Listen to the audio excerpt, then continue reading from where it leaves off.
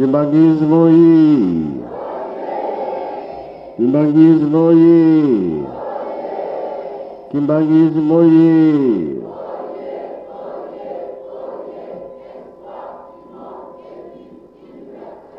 Kamba hii.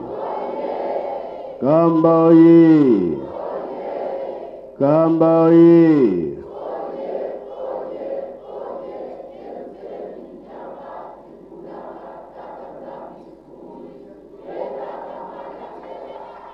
Brazzaville hii.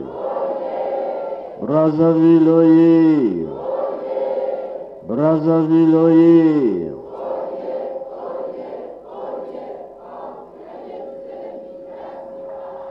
Congo Brazzaville hii. Congo Brazzaville hii. Congo Brazzaville hii.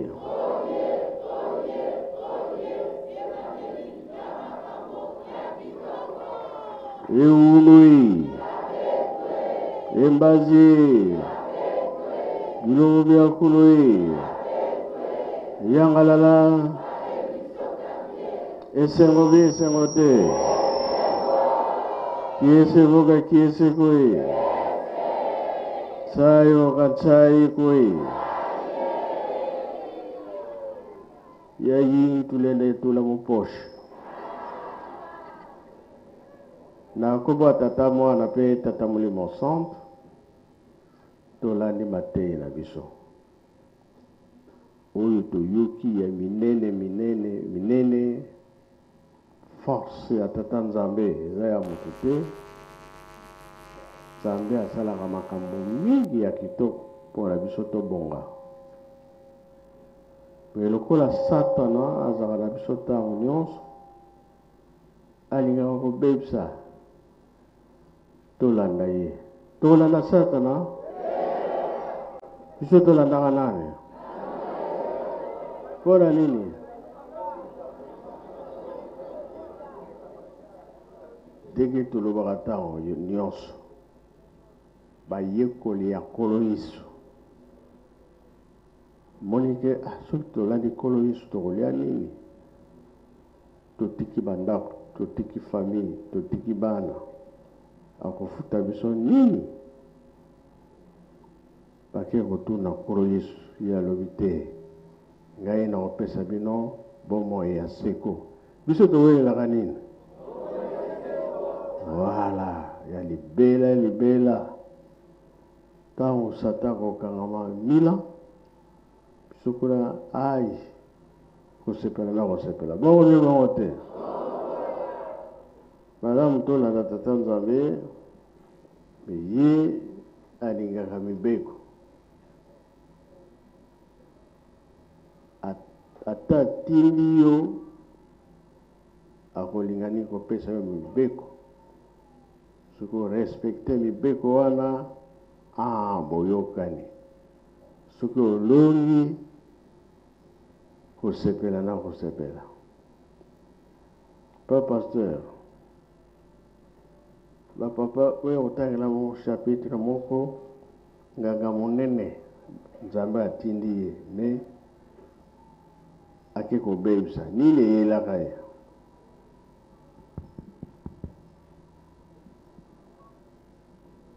Bedala lokola kwa ibani atawana ezate esika pe mo ezali sebi nani molili ezali sebia pesa ba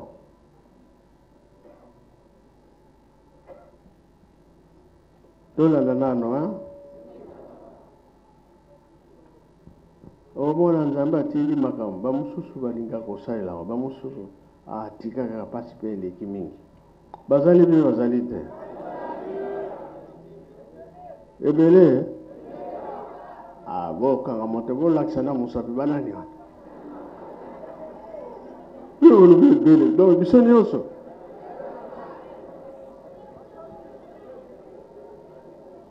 totosaka tata Nzambe malamu.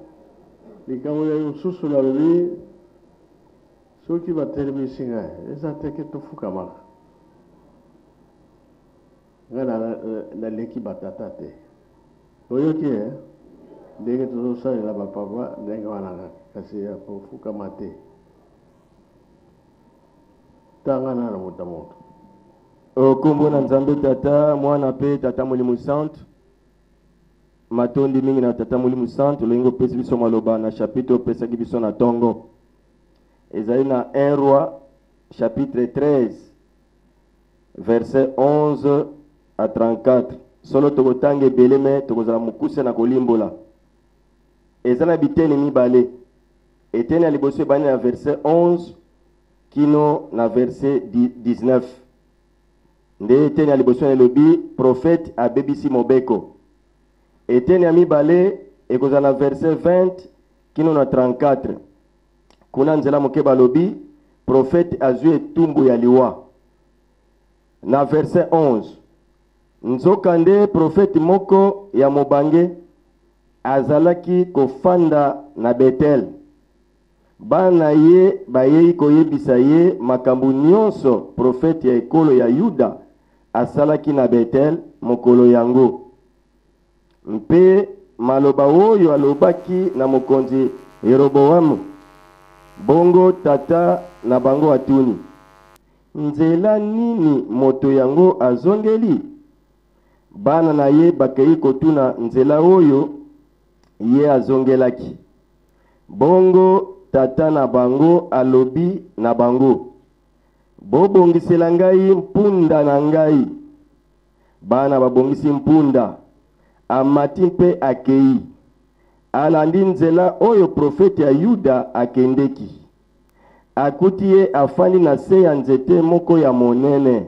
Pe atuni ye. Yo zali profete oyo autaki na Yuda. Ye azongisi ezali ngai. Alobi lisusu. Yaka tokende kolia na ndako na ngai. Profeta Yuda azongisi. Te. Nakozonga kuna te. Ata epai na yo. Nakoki kolia te tokomela na yo na mboka oyo. Pamba te Yawe alobaki na ngai boye. Kolia eloko moko te. Komela eloko moko te. Pe kozongela ata nzela oyo okendeleki te. Kasi profete wana ya mobange alobi ngai pe nazali profete lokola yo. Angelu moko ayebisi ngai na kombo ya Yawe ete nazonga na yo na ndako na ngai polia pe omela. Nzokande ezaki lokuta. Bongo profete ya Yuda azongi nzela moko na ye pona kolia pe komela. Toke na verset 20 nzela mokeba lobi profete azwi etumbu aliwa. 20. Tango bazalaki kolia na mesa, Yawe atindeli profete ya Betel maloba. Pe ye ayebisi profete ya Yuda boye. Yoka makambo Yawe alobi. Yo otosi mobeko ya Yawe te. Otioli mitindo oyo Yawe nzambe na yo apesaki yo. Ye alobaki na yo kolia eloko te pe komela eloko te na mboka oyo. Kasi ozongi pona kolia mpe komela. Yango wana okokufa. Mpe kutu ebembe na yo bakokunda yango na cimetière ya bakoko na yo te. Tango basisi kolia mpe komela, profete ya mobange abongisi mpunda ya profete ya Yuda. Mpe ye akei. Na nzela akutani na ntambo. Tambo babengi na français lion. Na ntambo moko. Yango ebomi ye. Ebembe na ye elali na nzela. Bongo mpunda na ntambo etelemi epai na epai ya ebembe. Bato oyo bazalaki koleka wana bamoni ebembe elali na nzela mpe ntambo etelemi pembeni na yango. Bakei koyebisa yango na ville oyo profete ya mobange afandaka. Tango profete ya mobange ayoki sango yango alobi ezali profete ya Yuda. Lokola atosaki mobeko ya Yawe te, Yawe akokisi maloba na ye. Apesi ye tambo po eboma ye. Sima alobi na bana na ye. Bobongisela ngai mpunda na ngai. Babongisili ye mpunda. Pe akei. akuti ebembe elali na nzela, mpunda na ntambo etelemi pembeni na yango. Kasi ntambo eliaki ebembe te, mpe ebomaki mpunda te.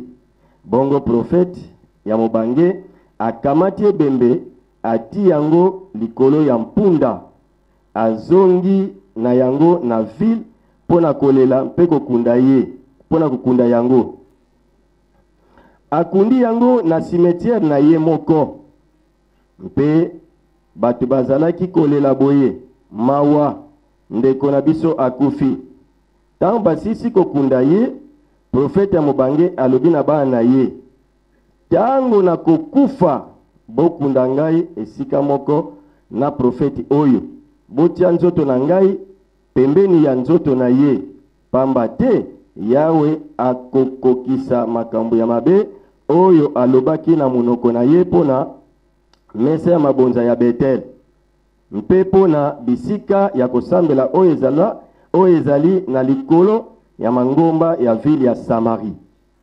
Ata likambo wana ekweyaki, Jeroboamu atikaki bizaleli na ye ya mabe te. Azalaki kaka kopona banganga nzambe ya lokuta na kati ya bato.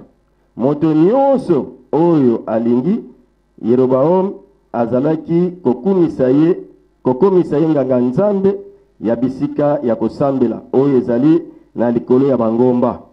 Wana ezali likambo oyo ememaki libota mobimba ya Yeroboamu na lisumu. Yango wana basilisaki bato ya libota na ye nie, pe libota yango ebungaki libela na mokili.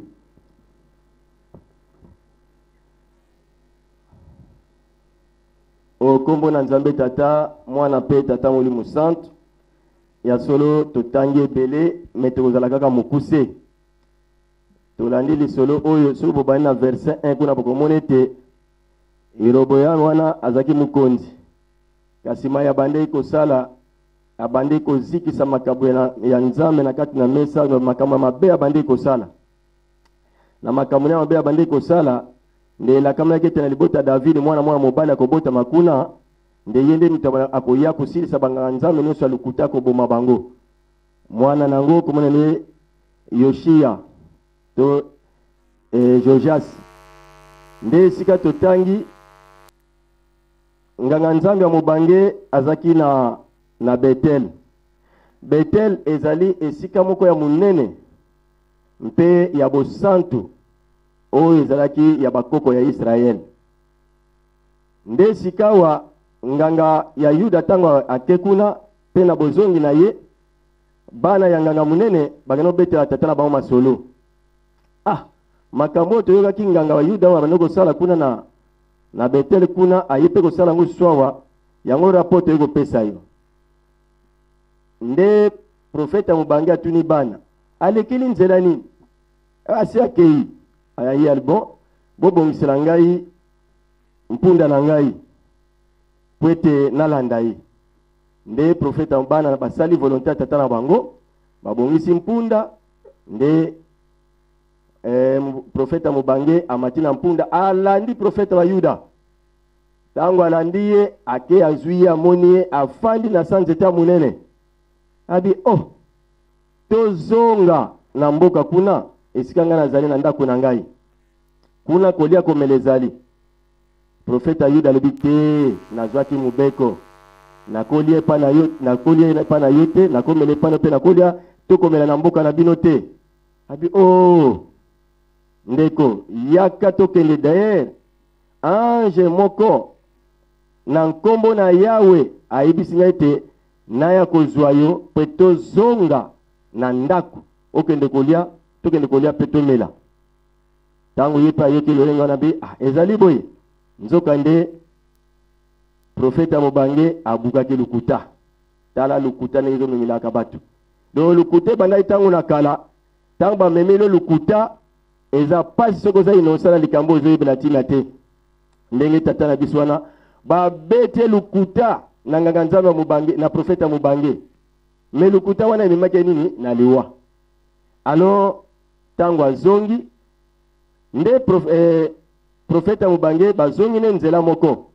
na prophète ba Yuda tina ndako bale bazomela kola mesa nde tata Yahweh atindile maloba atindi prophète mais yebisa ete na pesa ki mobeko ete akokolia te akokomela te na mboka oyo to na ndako ya prophète mobange lolenge nini ye asili kosala likambo ya longe wana atosi mibeko te abuki mibeko na ngai bon akokufa me kokufa bakokunde na cimetière bakoko na ete bakokunda ye esika mosusu nde tozokenda na sekuna donc balakeleki déjà te bakokunda ye na cimetière bakoko na ete alors tant basisi na bango komela na kolia nganga nzamba mobange ayebisi bana na ye bobongisa mpunda mpona ye nganga nzamba Yuda azwi mpunda mati akei bozongi azozonga akuta na nkoi ntambo lion akutani na ye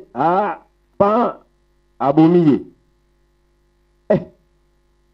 abomi ye me mpunda nganga nzambe ya Yuda akufi me mpunda eza nango wana alors epesaki somo alors sango eyokani na ville kuna na Betele eyokani kuna ete prophète munene akufi babomi na nkoi nde nganga nzambe mobange ntango ayoki message wana abi wana fo ezala kaka prophète ba Yuda pamba te atosaki te atosi mpe ayokameli malako ya tata nzambe te abukaki mibeko mayemanso nzambe ayebisaki ye atosi yango te nde nganga nzambe mobange azwi mpunda mpe amati akekuta solo nganga nzamba Yuda ebembelali na nzela mpunda eza wana nkoi aza wana to ntambo me ntambo azana to nkoi to lion me ebembe eza wana alepe ebembe te abomi mpe mpunda te donc mpunda azotala ebembe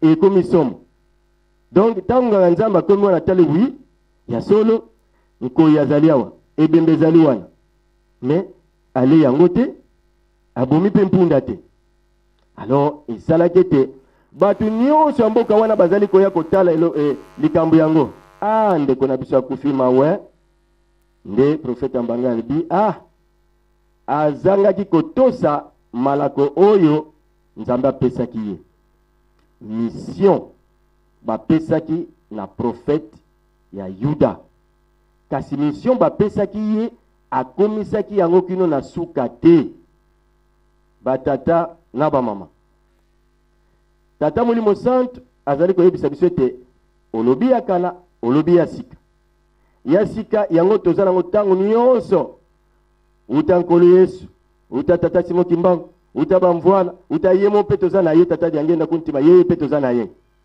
batata na bamama bapapa bazorekipere biso na retard toza na yango c'est-à-dire que na première génération tolongaki te na deuxième génération tolongaki te na troisième génération tolongaki te quatrième génération yango oyo rappelle ka tokosalaki te première génération ebandi à partir ya Adam kino na Noé et deuxième génération de Noé kino na Abraham troisième génération de Abraham kino na nkolo Yesu et quatrième bana nkolo Yesu kino na tata Simon Kimbangu yango tata molimo santo azobisa biso te cinquième génération ezate mission bapesaki prophète ya Yuda akomaki nango kino na suka te mais eloko ni esalamaki na ye liwa elakamelaki na ye akufaki mpo na nini pamba te atosaki malako ya nzambe apesaki ye na mission akonfiaki ye te to contextualize yango na mokolo mwa lelo na 1924 wana nani tobotami na biso te toyokaki ete papa Simon Kimbangu akomaki na Kunzulu village na 1924 alors le 13 juillet 1983 papa Diangenda abandi misala ya Kunzulu et na 1958 papa Obambi Paul ne toyoka na lisolo yango biso nyonso toyokaka yango peut-être que nini ekoza mais histoire ezalaka bongo nde papa ngo akendeki to autaki na Kunzulu village po ete akotia elembo na Carrefour to libaya to eloko mo signalé papa ete papa tango koya akota na voiture ne kati na esika na tikati na lembo na koza lokola sini mo kotia wana nena koya wana ye azaki likola velo akutana na nkoi abanga kite akiti afukami abondini papa mfuma longo papa Simo Kimbangu bino ne batibotindi ngai tala likambo yeli ngai nakondima pe azalaki na yango abi akobanga pete abondeli angangi na mukongo makasi lion ezalaki pembeni etiki nzela papa ngo na toyuaki ete azaki nsadisi alors ngo etikeli nzela bito lion etikeli nzela papa ngo amati na velo alekani asali musala ni batindaki mission oyo bapesaki ye akomaki na mokino na suka e papa Diangenda akomaki na kunzulu lolenge programme ya molimo ndenge abongisilaki yango ba tata na ba mama tango epesani biso bino na ngai bino na biso to biso nyonso toyokamela maitata molimo sanzali koyebisa biso bamvoala bazalaki na biso papa Diangenda yeye toza na ye bango misatu na 5 mois basalaki programme na bango babi tango biso tokobombama biso misatu na nkamba tala bokosalela yango nde bapesaki programme na papa mission na yo yango papa siko na ndenge bapesaki mission na yamune bana kuna babete bokokoki kosala nyonso bokosala ya mabe na kolimbisa bino mais soki bobebisi kunzulu bolimbisa ezali te nde lelo papa aye korekipere biso nyonso abi tika na kende na rekipere bana nyonso bana ya Brazzaville kaka te biso banso bakimbangiste a rekipere biso mission ya bamvoala bapesaki papa yango nde papa azosala pe asali pe emone na miso bato nyonso réussite totale yango wana epesami biso nyonso bakimbangiste tosala susu erreur te parce que 5e génération ya korekipere biso lisusu ezali te papa a rekipere biso totosama ezali koyebisa biso topesa maboko na misala kunzulu ekende liboso pamba te yango nde koliesa le 3 Congo pe Afrique pe mokili mobimba nde esika papa asengi biso mama likambo te bete soki bapesi yo mission esengeli okomisa yango kino na suka po ete Nzambe Molimo Santu apesa yo mapamboli mais soki okomi nango na suka te obebisi na katikati yebe te ozwi libabe pe ozwi tu mwa moke yango nde napesi wana papa pene to akobakisa na kombo ya tata mwana pe tata Molimo Santu. Merci papa Mfuma Longo Nzambe Molimo Santu. Batata na ba mama tolandi lecture na Bible makambo yo papa azali kosala biso rappel pona kokebisa biso yango azali korapele makambo elekaki na bandeko na biso oyo bazalaki na ye liboso na bayuda. Toyoki likambo ya Jeroboam, toyoki likambo ya Betel, toyoki likambo ya profete ya Mobange na profete ya Yuda. Lokola mwaye ya kotanga chapitre mobimba ezalite, mais na bandaku pobo comprendre histoire malamu, boye bayango malamu, bo bandela na chapitre 12. Kuna na chapitre 12 bokomona mobulu oye salamaki na 12 tribu d'Israël bakabwanaki ndenge biso tokabwani lelo na badissident oyo bakendaki. Makambo wana ezali na chapitre 12 yango ye komema makambo oyo ya kotindama ya profete ezalaki ndenge nini. Jeroboam oyo tozali koyoka azalaki enfant adoptif na ndako ya Salomon. Salomon azali mwana ya Davidi. Tango Salomon azalaki kosala mwana wana enfant adoptif Jeroboam, tata na ye Nebat asalaki mubulu atombokelaki Salomon nde akimaki akei na Egypte. Tango ayoki ete Salomon akufi ayembangu kowela po ete aya kozwa bokonzi, mais azalaki na lignée ya bokonzi te enfant adoptif. Aye asangisi 10 tribus d'Israël, asangisi bango nyonso, apesi bango masengenya ya mabe, alobi tokende toyebisa enfant légitime ya Salomon oyo azalaki prévu azwa bokonzi kombo na ye Roboam. Oyo mutu ya mobulu kombo na ye Jeroboam. Mais héritier mwana oyo asengelaki kozwa bokonzi kombo na ye Roboam. Jeroboam azwi 10 tribus d'Israël. Apesi bango masengenya ya mabe, ayebisi bango toyebisa Roboam ete alanda makolo ya tata na ye te na koko na ye Davidi. Banyokolaki biso mingi kopesa biso misala ya makasi makasi, bafuti biso eloko moko te. Référence ndenge papa alobi misala oyo tozali kosala tokozwa nini bomo ya seko ebandi lelo te. Tango apesi bango masengenya wana, atindi batu boya koyebisa Roboam soki alingi azala mokonzi na biso, alongola makambo tata na ye azalaki kosala. Anyokolaki biso mingi komemisa biso mikumba ya kilo ya makasi, toboyi makambo wana. Nde sikoyo Roboam asangisi batu na ba jeune na bambuta, bolobi nini na likambo oyo batu 10 tribu oyo baye koloba. Nde sima aye koyebisa bango bayebisi eke non, soki otosi makambo oyo yebake pouvoir na yo pe esili. Nde Roboam ayebisi 10 tribu. Bo compare histoire oyo na makambo oyo tozana yango lelo na kati eglise Kimbangisi. Makambo ya mibeko. Roboam alobi makambo koko na ngai Davidi na tata na ngai Salomo atikaki na kolongola te loko moko te. Soki azalaki komemisa bino mikumba ya muke nga na kodouble yango. Soki azalaki kobeta bino fimbu ya nzube ngai na kobakisa na libende. A partir ya wana, batu wana batomboki 10 tribu nde esika boyokaka. Bakei na dissidence, bakei na Betel. Bakei na cité na kote ya Sikem, kuna na cité ya Betel. Babongisi mboka na bango, batie Jeroboam mokonzi na bango, enfant adoptif. Azalaki na libota ya Levite. Azalaki mutu ya Efraim, libota ya Efraim. Kuna nde babongisi mesa na bango ya mabonza, tokomi na esika oyo papa atindi tolobela. Jeroboam esika akendeki na mubulu na ye, aza kopesa batu bonganga nzambe oyo bazali na libota ya Levite. Esika ya liboso abebisaki boyoki regret ya tata nzambe, azali kopesa batu bonganga nzambe oyo bazali na libota ya Levite. Sans critère azotelemisa batu kaka bakoma banganga nzambe. Nzambe asepelaki te. Aye kobongisa mesa ya mabonza.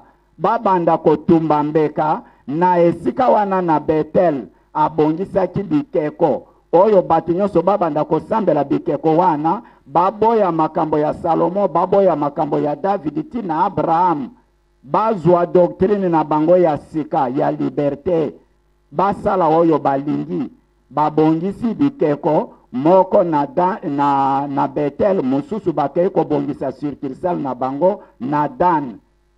Bisika wana babandi kosambela baye kotia date ya le 15 ya sanza moko boye. Ndenge biso tozokende na Jerusalem, bango bakendeke na Betel kosala fete na bango kuna. Jeroboam azoyebisa bango ke botia lisusu makanisi na Jerusalem te, kuna eloko ezali te. Pouvoir ezali te, likambo nyonso ezali epai na biso awa, nzoka ndi azokosa bango. Nde esika wana tata nzambe asiliki aye kotinda profeti ya muyuda kende yebisa Jeroboam abebisi milimo ya batu makambo azali kosala na sepeli na yango te. Yebisa ye boye mesa oyo ye abongisi ya kotumba mbeka oyo azali koloba mesa ya musantu liboso kuna na libota ya Yuda, mwana moko akobotama ya mobali kombo na yo Yoshua yende mutu akoya koboma ba profeti nyonso ya lukuta, banganga nzambe nyonso ya lukuta, kaka mesa oyo yo obongisi. Yango nde bakobanda kotumba bino na mikuwa na bino bakozikisa yango na mesa oyo yo osali. Profeta akei akuti Jeroboam na kati ya seremoni ya munene na kati ya batu. Tango profeti ya muyuda azali kopamela ye azali kopamela Jeroboam agangi na mungongo makasi, bokanga profeti wana ya muyuda, tango atie loboko boye bokanga ye loboko ya Jeroboam ekauki mbala moko pona kolakisa nguya ya tata nzambe na profeti ya lukuta na profeti ya solo loboko na ye ekangami. A partir ya kokangama ya loboko wana mesa ya mabonza pe epanzani mbala moko ndenge nzambe alobaki poussière nyonso tu epanzani ya biloko bazalaki kotumba. Makambo wana yango nde ebangisaki batu. Ebangisi batu Jeroboam asengi na profeti ya muyuda alobi pardon sengelanga na nzambe na yo loboko na ngai ebonga. Profeti pe atosi asengi loboko ya Jeroboam ezongi. Makambo esalamaki wana yango bana ya profeti ya mubange bakei koyebisa tata na bango ke tokutani na profeti moko ya Yuda. Tala makambo asali na Betel. Loboko ya Jeroboam ekauki mbala moko. Tango abondeli loboko yango ezongi. Mesa ya mabonza pe epanzani, poussière pe epanzani. Tata wana atuni profeti yango akei wapi? Balobi akei deja. Mais bana bayebisi tata na bango ke profeti wana tango balobi bakende kolia aboyi alobi nzambe apesaki nga mobeko. Alobi nzela ozali kokende kozongela lisusu te. Na nzela ozali kokende kolia eloko te, komela eloko moko te ata na ndako ya nani. Tango bana wana bakei bayebisi tata na bango azalaki faux profeti ya Betel oyo bazalaki kosambela bikeko. Tata na ye alobi bobongiselanga mpunda. Nde alandi profeti ya muyuda ake kokuta aza kopema na se ya nzete. Apesi ye mbote. Alobi ngai ange mutu ayebisi ngai ke ndeko na yo profeti ye wana azokende. Na lobaki alia te me kende ozwa ye aya kolia na ndako na yo. Batata na bamama lokuta. Tala oyo profeti ya solo ya tata nzambe oyo profeti ya lukuta alukeli moninga na ye problem. Tango ye ayoki ndenge wana abuki mubeko nzambe alobaki nzela ozali kokende kozongela te asali demi tour. Abuki mubeko azongi na nzela oyo azalaki kokende.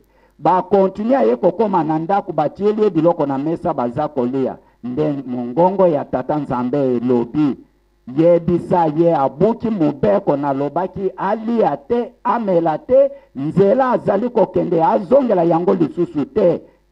Etumbu na ye ezali azokufa. Ebembe na ye ekokoma na mboka ya bakoko na ye te. Tango profeti wana ayebisi ndenge wana faux prophète esali pasi me akokai kosala otrema te nde balongwe azwi mpunda na ye akei na nzela ake kokutana na ntambo wana. Eboni ye pona kokokisa liloba ya tata nzambe. Eboni ye me eliaki ye te. Mpunda atelemi, nkoya atelemi, batu baza koleka bamoni ebembe nde bake koloba na Betel esika profeti ya mubange wana azalaki.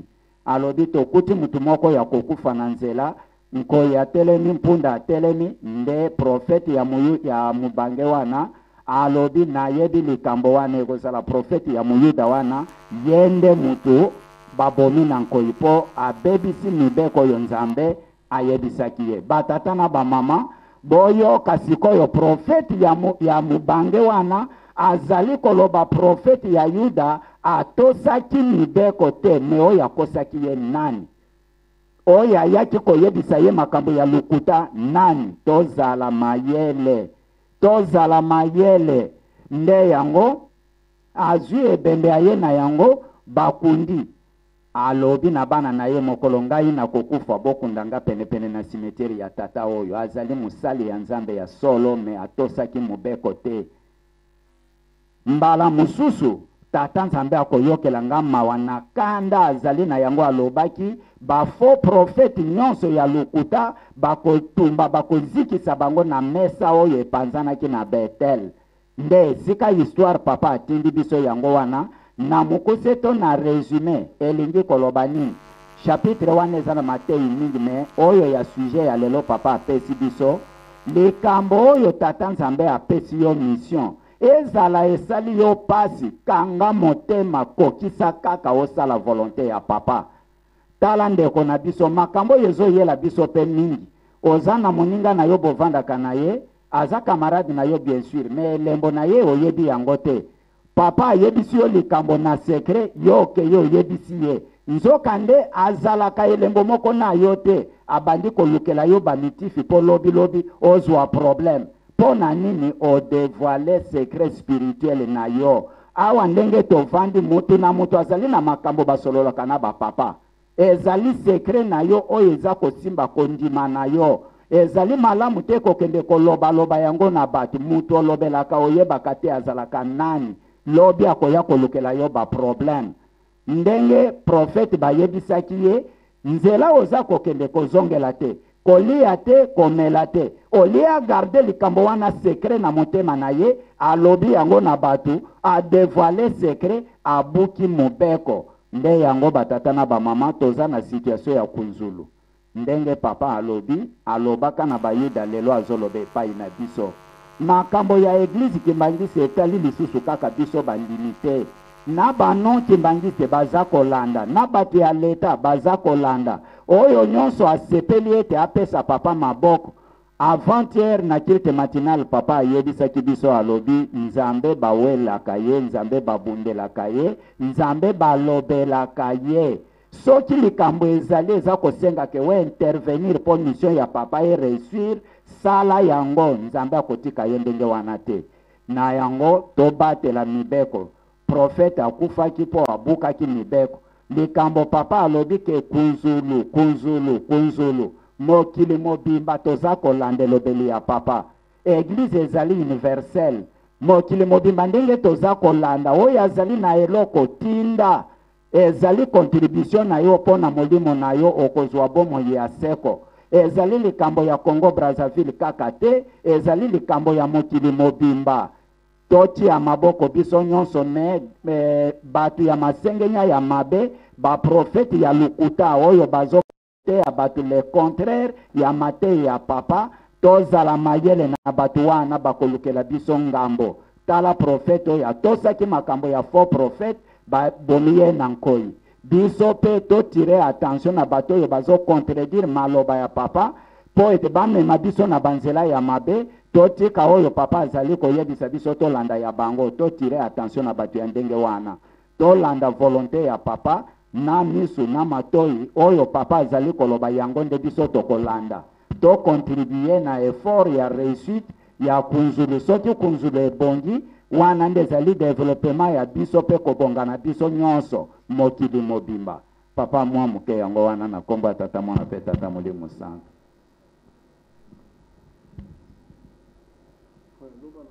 Merci beaucoup papa basali biso mwa nini likambo awa eza papa ngote ne papa Anga Antoine yende ntamataki na velo akutaki na nkoi Anga Antoine. Merci beaucoup pour la correction. azali awa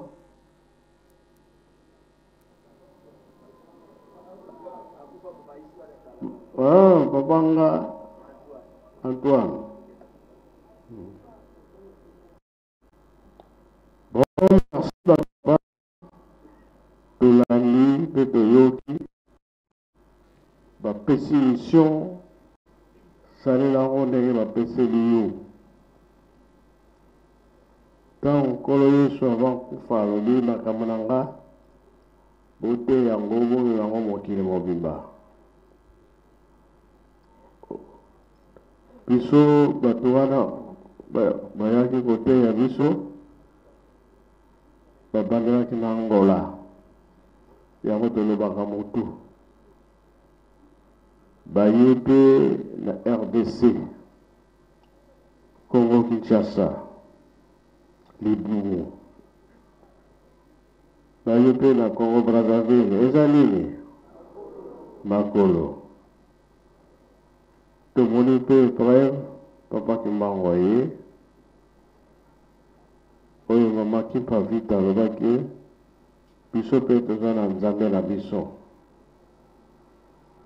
tomoni mpe bapapa balakisi biso makambo minene batikeli koloba na biso te soki bomoni biso misato toza lisusu te toke kobongisa makambo yango nyonso batikaki biso toza kobunda tokokisa mokano bongo bie bango te soki mokati ya mbila akoyela ntongo elakisi nini apesi bayeni na bango bakomata na pokwa biso tozala na science ndenge bakoma paster bateyi biso nzambe soki obongisi te ye moko azwi yo makambo bateyi biso yango wana efongolinga moto na makambo papa matondo bateyi apesi biso awa ya minene kunzulu toyebi makambo eza mpona ekoyela biso ya kitoko moye torate yango eza te bapesi biso chance bapesi biso ntango mpo ete tobongisa misala wana eza mpe na kolemba te terrain eza monene ndenge misala ekozala mpona mpe ebele tokotrace meme banzela parce soki tozwi bato esika tozovanisa bango bakenda misala omona mpe nana na 10 heures nano okomi olongo na 6 heures na 10 heures nano okomi te place misala ezali tosala towelela niveleuse pelle chargeur déjà toza na bapene toyokani na compacteur biloko nyonso soki tozwi yango na motema ekiti kolo pesa nzembo ya nkolo yaka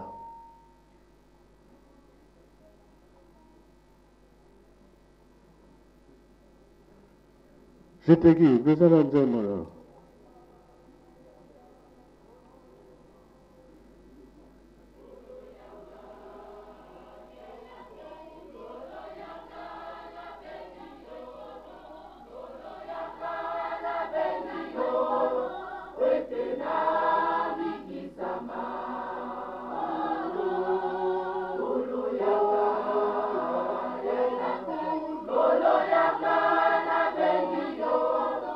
Oloya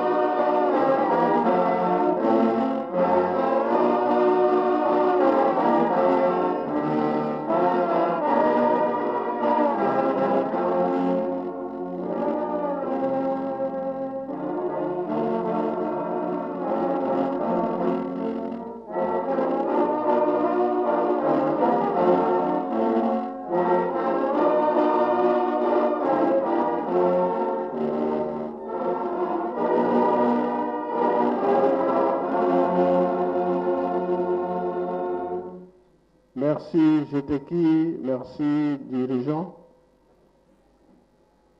Programme Oyo, Papa Basalaki. Pour le Nzambe azala pembeni na biso azala so distance na biso te yango tobandaki na retraite ayo kofongola Tendele ayo kofongola Kunzulu plateau de Bateke même na Nkamba partout préparer ba jeune ikambango tango ebandaki kosekama ezalaki mingi que papa azobebisa ba jeune bamama vitambala eza kozanga te na moto bato bakikisaki mingi bato baza koseka nzoka eza préparation na makambo oyo babongisila biso totika yango totika te potango wana ebandaki force ezalaki makasi tata nzambe okomona ye te me tobandaki komona kolo yesu na tata simon kimbangu na bavoila misato na mama moyo bongo bie bongo te bango nde bakofongola nzela ya makambo nyonso toyebi oyo babebisaka Kunzulu oyo mpe babebisaka Lutendele plateau de Bateke na Kinshasa toyebi ye me ya mbala oyo bapapa balobi tobebisa te kaka etikali nde Angola mpona kokanga ye eza kaka makasi mbeba ekomi mingi na kuna Luanda oyo makambo eza na mbanza Congo ekobongisa mpe biso banso awa na Congo central si mokili mobimba yango tozosala programme le 6 avril tokozala na Nkamba po tozomona ke makambo ezoya kaka ndongo la jeunesse ezotamba so bien te baproblème na baproblème oyo Nzambe abongisela biso tozomona yango lisusu te totika kaka bie tosala nini